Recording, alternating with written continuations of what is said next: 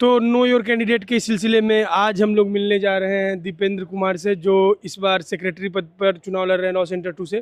तो इनके बारे में जानेंगे और भी बहुत सारे सवाल जानेंगे। सबसे पहला सवाल है, दीपेंद्र जी, आपके पढ़ाई लिखाई कहाँ से हुई और आपने इलेक्शन लड़ने का कब सोचा, और क्या लगता है कि छात्र को राजनीति में क्यों आना चाहिए? मैं बताना चाहूँगा कि मैं मेरा जन्म स्थान बांदा है, उत्तर प्रदेश में। बांदा बांदा एक डिस्ट्रिक्ट है, वहाँ मेरा जन्म हुआ है। मेरी जो परवरिश हुई है वो चित्रकूट कामतानाथ दरबार में हुई है। ठाकुर महाराज कहते हैं राम जी को हमारे तरफ। और उसके बाद सारी बेसिक शिक्षा प्रणाली मेरी सारा कुछ इलाहाबाद से हुआ है, प्रयागराज जिसे संगम नगरी कहा जाता है। और जब मैं यहाँ दिल्ली विश्वविद्यालय आया तो मेरे घर परिवार वाले बहुत ही खुश थे कि दिल्ली विश्वविद्यालय में पढ़ रहा हूँ। एक साल पूरा दिल्ली विश्वविद्यालय में बिताने के बाद मेरा ऐसा कोई राजनीतिक कैरियर बनाने का कोई मकसद नहीं रहा है कभी। मेरा फैमिली बैकग्राउंड भी राजनीतिक कभी नहीं रहा है।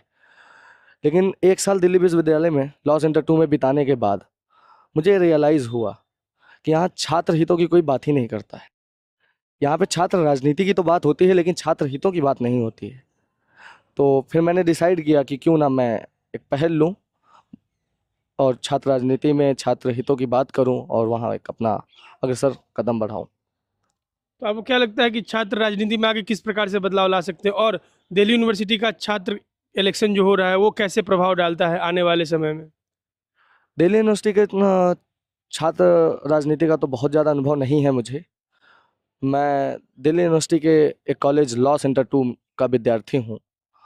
और लॉ सेंटर 2 की जो कॉमन प्रॉब्लम्स हैं, जो मेरा बैच मेरे जूनियर्स फेस कर रहे हैं, जो मुझे लगता है वो एकेडमिक है। क्योंकि यहाँ मुद्दे बनाए जाते हैं, कई सालों से मुद्दे जो चले आ रहे हैं उन्हीं को मुद्दे रिक्रिएट किए जा रहे हैं। कोई छात्र हितों की बात ही नहीं करता है। अगर सही मायने में देखूँ, मैं हूँ सीयूटी वाला स्टूडेंट। मेरा जो फ्रेशर आया है उसका भी एंट्रेंस एग्जाम सीयूटी से हुआ है, जिसमें लॉ का कोई नॉलेज नहीं दिया गया है। अब लॉ की अगर कोई नॉलेज नहीं है मुझे, तो लॉ की नॉलेज कौन देगा? मेरा इंस्टीट्यूशन प्रोवाइड करेगा मुझे। आपने सीआईएम कॉमन इंडस्ट्रियल मूड करवाया, लॉ की नॉलेज नहीं है, आपने इंस्टीट्यूशनल आईडी प्रोवाइड नहीं करी है, आपने मेमोरियल प्रिपेयर करने के लिए बच्चों को बोल दिया है। बच्चे मेमोरियल कैसे प्रिपेयर करेंगे? उन्हें बताएगा कौन? ये बेसिक सी चीज़ है कि उन्हें बताएगा कौन कि मेमोरियल प्रिपेयर कैसे किया जाता है? उन्हें लॉ की कोई नॉलेज नहीं है। आपने इंस्टीट्यूशनल आईडी नहीं टाइम पे प्रोवाइड करी, आपने मनु पाता एससीसी जैसी साइट्स, रिसर्च साइट्स के बारे में नहीं बताया है। इनफैक्ट मैं सेकेंड ईयर में हूँ, मुझे नहीं आता है। इनफैक्ट आपको भी, आप इस बात से एग्री करेंगे कि थर्ड ईयर के बहुत सारे छात्र बच्चों को होंगे, लेकर, हाँ। मेरे सीनियर्स होंगे, उन्हें भी बहुत ज़्यादा डीप नॉलेज नहीं होगी इस विषय में। क्या इन विषयों पे कोई बात करता है? क्या इन विषयों पे कोई बात करता है? क्या किसी ने ये ऑब्जर्व किया है? As a law student internship बहुत इंपॉर्टेंट होती है लिटिगेशन के फील्ड में। As a first generation lawyer मेरे लिए तो बहुत इंपॉर्टेंट है। क्या कोई इंटर्नशिप ब्रेक की बात करता है? क्या 5 ईयर लॉ का जो स्टूडेंट है, एनएलयू के जो स्टूडेंट है, अगर उन्हें इंटर्नशिप ब्रेक मिल सकता है तो दिल्ली यूनिवर्सिटी के छात्र, लॉ सेंटर 2 के छात्रों को क्यों नहीं मिल सकता इंटर्नशिप ब्रेक? मेरा मेरा अगला सवाल आपसे ये है कि मुद्दे बहुत सारे हैं, उनमें से कौन से मुद्दे आप प्रायोरिटी पे रखेंगे, और सबसे पहला काम अगर आप यूनियन में आते हैं तो उसको करने की प्रयास करेंगे? मेरा पहला मुद्दा तो है कि यहाँ हम दिल्ली विश्वविद्यालय में हैं, लॉ सेंटर 2 में पढ़ रहे हैं और एक साल से हूँ मैं यहाँ। यहाँ का कोई यूनियन ऑफिस नहीं है। अगर किसी भी बच्चे को कोई भी प्रॉब्लम होती है, वो सबसे पहले किसको अप्रोच करता है? यूनियन को करता है। यूनियन इंस्टीट्यूशन को अप्रोच करता है। इंस्टीट्यूशन डायरेक्ट तो इस इनिशिएटिव लेता ही नहीं है, डायरेक्ट इंस्टीट्यूशन कहता है कि यूनियन मेंबर को लेकर आओ। लेकिन यूनियन ऑफिस ना होने की वजह से छात्र किसे अप्रोच करे? जरूरी नहीं कि यूनियन ऑफिस, अगर हमारे यहाँ प्रेसिडेंट है, वाइस प्रेसिडेंट है, सेक्रेटरी है, जॉइंट सेक्रेटरी है, 2 सीसी हैं, अगर यूनियन ऑफिस होगा तो इनमें से कोई ना कोई तो यूनियन ऑफिस में अवेलेबल रहेगा, जो छात्र के लिए जाएगा, छात्र के मुद्दों को रखेगा। लेकिन यहाँ पे यूनियन ऑफिस नहीं है। दूसरा आता है वुमेन सेफ्टी। हम बड़ी बड़ी बातें करते हैं, डींगे करते हैं, वुमेन सेफ्टी ये कर देंगे, वो कर देंगे। करते क्या है एक्चुअल में? क्या हमने कभी वुमेन सेफ्टी के लिए स्टैंड लिया है? क्या हमने वुमेन सेफ्टी के नाम पे केवल राजनीति करनी सीखी है? उनके लिए कभी स्टैंड खुल के लिया है क्या? वुमेन सेफ्टी बहुत बड़ा यहाँ पे एक मुद्दा है। फिर आती है हमारी, मेरा बेसिक सा और एक जो मेरा वो है कि एकेडमिक। मेरी कॉलेज से एक ही डिमांड है, आप मेरा एकेडमिक अच्छा कर दो। आप बेहतर एकेडमिक रखिए बच्चों का, बच्चे ऑटोमेटिक आपका, आपके यूनिवर्सिटी का नाम रोशन करेंगे।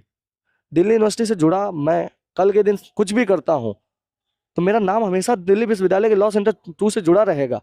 अच्छा करूं बुरा करूं, ये सारा कुछ निर्भर करता है लॉ सेंटर 2 पे। मेरे से मेरे इंस्टीट्यूशन की इमेज होती है। और मेरे आखिरी सवाल आपसे ये रहेगा कि आप जैसे कि देख सकते हैं कि सिलेबस बहुत सारे बदलाव किए गए हैं और बहुत लेट अपडेट दिया जाता है, तो सिलेबस जो बदलाव किया जा रहा है, क्या लगता है कि वो छात्र हित में है और इससे आने वाले समय में लोगों का करियर डेवलप होगा? उदाहरण के तौर पर मैं बता दूं, जैसे कि बहुत सारे सब्जेक्ट्स हैं, जैसे आईटी लॉ और वगैरह वगैरह थे, और 2 ऑप्शनल से 1 ऑप्शनल कर दिया गया थर्ड ईयर में, और जो सिलेबस में जो जो चीज़ें पढ़ाई जा रही है, क्या ये सही है आपके अकॉर्डिंग? क्या कहना चाहेंगे इसके बारे में आप? इस पे बहुत ज़्यादा मुझे डिटेल नॉलेज नहीं है। आपका ऑप्शनल एक हुआ है, इसके बारे में मेरे को भी कई आप लोगों से पता चला है, और इसके लिए काफ़ी लोग नाराज़ भी हैं। इसके बारे में मैं बिल्कुल बात करूंगा, अगर मैं यूनियन में आता हूं। आप लोगों से राय लेने के बाद इस विषय को मैं ज़रूर उठाऊंगा, क्योंकि मैं अभी थर्ड ईयर का नहीं, सेकेंड ईयर का छात्र हूं, और उसके क्या प्लस हैं क्या माइनस है बहुत ज़्यादा मुझे अभी नहीं पता है। और सिलेबस चेंज होना मुझे नहीं लगता कि बहुत ज़्यादा निगेटिव होता है। हर एक चीज़ के अपने निगेटिव और पॉजिटिव इम्पैक्ट होते हैं। तो लेट इसके अपडेट करना गलत हाँ, चीज़ है, वो मैं ये बता रहा था। सबसे बेसिक चीज़ है कि इंस्टीट्यूशन क्या कर रहा है। आपने लेट अपडेट किया, अभी जैसे कि अभी मैं आपको बता दूं, हमारा फर्स्ट ईयर का बैच आया हुआ है, बीएनएस चेंज हुआ है। बीएनएस में अभी उसमें मैं लगातार बच्चों की क्वेरी सुन रहा हूँ कि भैया केसमेट अभी लें या ना लें, अपडेट होगा तब लेंगे। आप क्या कर रहे हो? आप अपडेट अभी तक नहीं कर पाए, बच्चों का समय खा रहे हो, आप बच्चों का समय बर्बाद कर रहे हो। उससे बच्चे का कैरियर बढ़ नहीं रहा है, बच्चे का कैरियर डाउन हो रहा है। आप उन्हें प्रॉपर क्लियरेंस नहीं दे रहे हो कि आपको केसमेट पढ़ने हैं। मैंने बच्चों से, बहुत सारे बच्चों से कहा है, जिन्होंने मुझसे रीच आउट किया कि आप केसमेट ले लीजिए, आप रीडिंग स्टार्ट कर दीजिए। कब तक आप वेट करोगे? अभी तक आपकी अपडेटेड केसमेट्स नहीं आई है। कब तक एक बच्चा कब तक वेट करेगा? अभी आपके दिसंबर लास्ट तक में सेमेस्टर आ जाएंगे, क्या तब आप अपडेट करके दोगे? तो बस बहुत उन्होंने सारी सिलेबस में अपडेट कर दिया है, बाकी कुछ सीधी नहीं सी किया बात। है। चलिए, तो ये थे हम दीपेंद्र, जो सेक्रेटरी पोस्ट के लिए LC2 में कंटेस्ट कर रहे हैं। अगर आपको इनके मुद्दे अच्छे लग रहे हैं और लग रहा है कि ये इस बार इलेक्शन में जीत कर अच्छा कर सकते हैं, तो सभी लोग इनको भारी से भारी मात्रा में वोट करें, सपोर्ट करें और इस बार इन्हें सेक्रेटरी बनाएं। बहुत बहुत धन्यवाद। बहुत बहुत